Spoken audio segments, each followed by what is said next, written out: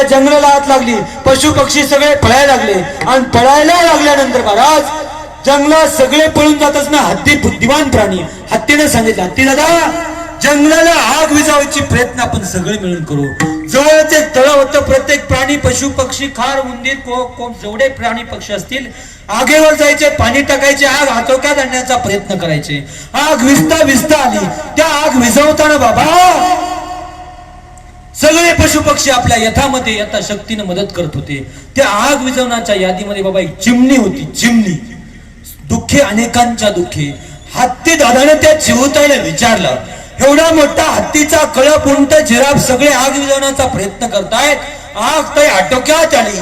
चिवताईने उत्तर दिलं, हत्ती दादा मला माहिती आहे माझ्या एका थेंबानं आग विझणार नाही, परंतु ज्या वेळेस या आगीचा इतिहास लिहिला जाईल त्यावेळेस माझं नाव हे आग लावणाऱ्याच्या यादीमध्ये नसून माझं नाव हे आग विझवणाऱ्याच्या यादीमध्ये असेल.